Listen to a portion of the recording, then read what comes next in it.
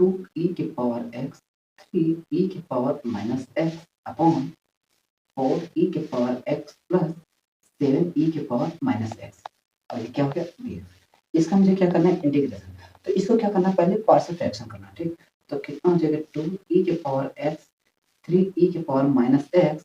तो हमने क्या किया lambda D by D x 4e के पावर x प्लस 7e के power minus x mu 4e के पावर x प्लस 7e के पावर माइनस x ये होगा। ठीक, e के पावर माइनस x।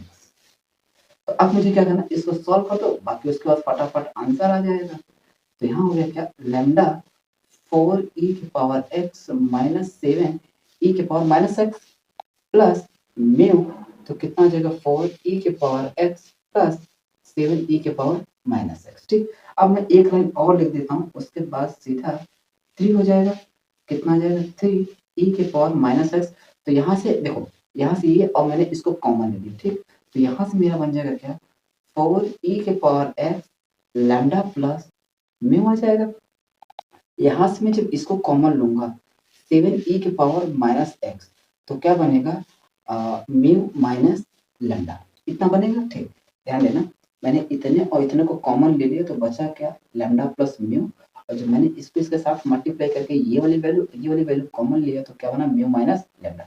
अगर मैं यहाँ पर कंपेयर करूँ इसका इसके साथ पूरे टर्म के साथ तो यहाँ से मेरी वैल्यू आ जाएगा कितना 2 ब्रैकेट में लैम्डा प्लस म्यू की वैल्यू 1 के बराबर। तो यहाँ से आ जाएगा lambda plus mu equal to 1/2। और दूसरा वाला इसके साथ अगर कंपैरिजन कराऊंगा तो mu minus lambda equal to 3/7 आएगा। ठीक, और मैंने एक चीज और लिख दिया क्या mu plus lambda equal to 1/2। तो अगर मैं यहाँ से म्यू और लैम्डा की वैल्यू निकाल कर रख दूं बस तुरंत आंसर आ जाएगा। तो यहाँ से अगर मैं इसको जोड़ दूं तो हो जाएगा कितना म्यू इक्वल टू, ध्यान देना सीधा डायरेक्ट करेंगे। ठीक, तो कितना हो जाएगा 6 और 7। देखो इधर कितना हो गया 3/7 प्लस 1/2। यहाँ हो गया 6 और इधर हो गया 7। 6 7 13 13/2 4 जा 17 और 72 28 कितना जाएगा 28। जब e की वैल्यू आ गया तो दूसरा वाला वैल्यू हमारा आसानी से निकाल सकते हैं वैल्यू रख के। तो 13/28 माइनस 3/7 इक्वल टू लैम्डा। तो यहाँ से आ जाएगा कितना 7 4 3 13। तो लैम्डा की वैल्यू मेरा आ जाएगा 1/28। कितना आ जाएगा 1/28 कर लेना। देखो मैं इसका एलसीएम लूंगा 28 तो 13 आ जाएगा और 7 4 जा 13 4 4 3 जा 12 13 में से 12 जाएगा तो कितना जाएगा इतना। अब बस क्या करना है यहाँ रख दो सीधा आंसर। तो मैंने यहाँ लैम्डा की वैल्यू कितना है 1/28 मैंने 1/28 इंटीग्रेशन मेरा जो जैसे इसको जब डिफरेंशिएट करूंगा तो कितना आ जाएगा ये हमारा आ जाएगा 4e के पावर x माइनस 7e के पावर x अपॉन इसे तुम क्या कर दो डिवाइड। तो 4e के पावर x प्लस 7e के पावर माइनस x dx। और दूसरा वाला कितना है प्लस 13/28 इंटीग्रेशन कितना है ये है। तो यहाँ हो गया कि e के पावर x प्लस 7e के power minus x upon 4e के पावर x प्लस 7e के पावर x dx। ये वाली वैल्यू इससे क्या है। अब इसको मैं हटा देता हूँ क्योंकि इसकी कोई जरूरत नहीं है। तो अगर मैं इतने को t मानूंगा तो ऊपर वाला मिल जाएगा। तो सीधा मैं डायरेक्ट लिख रहा हूँ मैं मान कर चलता हूँ कि अब भैया तुम्हें ये सब चीजें आता है। ठीक, और ये सब चीजें मैंने पीछे न जाने कितनी बार करा रखा। तो यहाँ बचेगा 1 1 का इंटीग्रेशन क्या होता है x। तो 13/28x यही बचेगा। अब यहाँ से कितना कॉमन है 1/14। वैसे तो कॉमन है 28 पूरा कॉमन है तो लेकिन ये जितना ऑप्शन दिया रहेगा तो मैं उतना ही करूंगा ना, उससे ज्यादा थोड़ी करूंगा। तो 1/2 लॉग तो कितना आ जाएगा 4e के पावर x 7e के पावर x प्लस 13/2 यही होगा। ठीक, और इंटू सॉरी x।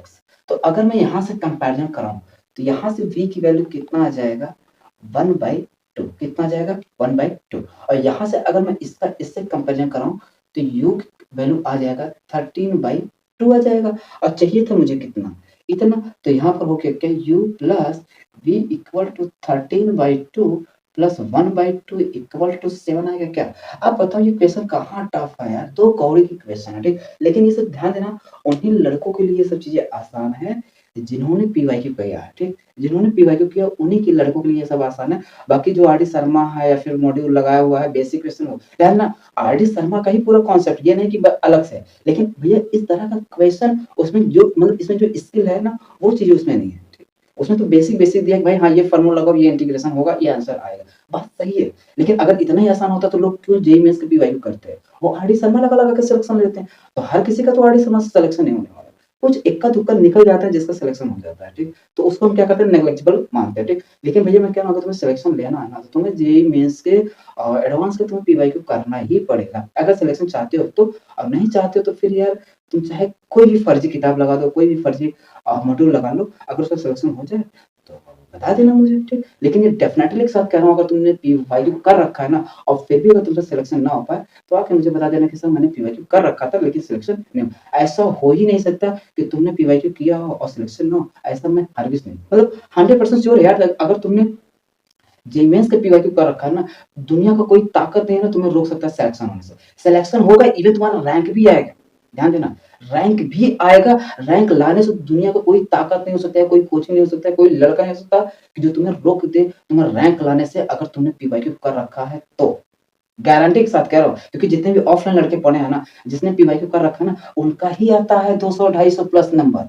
वही सब लाते हैं इतने, ठीक? इतने नंबर मतलब उन्हीं का रैंक आता है। ये नहीं कि जो 140, 110, 115 पाए उनका थोड़ी ना रैंक आएगा। जो भाई इतना के वो ऊपर नंबर लाते हैं वही सब रैंक लाते हैं। अब जिसका ये सब नंबर आता होगा तो वो सब ये मॉड्यूल बाकी आरडी शर्मा से नहीं हुआ है, वो सब पीवाईक्यू रख रहे हैं, अच्छा खासा रख रहे हैं, तब जाके कहीं 300 प्लस नंबर रैंक आता है। तब जाके इतने नंबर आता है और तब जाके कहीं उनका रैंक बनता है। बात समझ आ रहा है कि नहीं? वो सब खूब अच्छा खासा जेईई मेन्स के पीवाईक्यू रगड़े हैं, ठीक? बात समझ आ रहा है कि नहीं? हम सभी पढ़ाते हैं, ऐसी बात नहीं है कि मैं कह दूँ कि तुम भैया हमारा मॉड्यूल पढ़ लो, सिलेक्शन हो जाएगा। मैं कहता हूँ नहीं भई मॉड्यूल नहीं, तुम सीधी-सी बात है पीवाईक्यू लगाओ और उसके सिवा कोई किताब मत लगाओ, सबको उधर फेंको।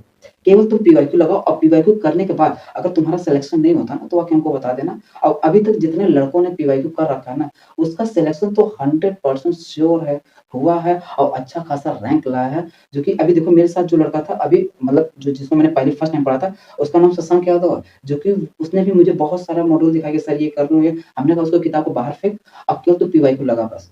पीवाईक्यू उसने लगाया अच्छा खासा रैंक उसका आया। तो क्यों पीवाईक्यू सॉल्व करो भैया, क्यों इधर-उधर 10 की जगह मुँह मार रहे हो? तुम एक जगह मुँह मारो ना, वो भी क्या पीवाईक्यू पे। अगर पीवाईक्यू तुम करो, सिलेक्शन नहीं हो तो बता देना मुझे। बात समझ आ रहा है कि नहीं? चलो बाकी नेक्स्ट क्वेश्चन देखते हैं।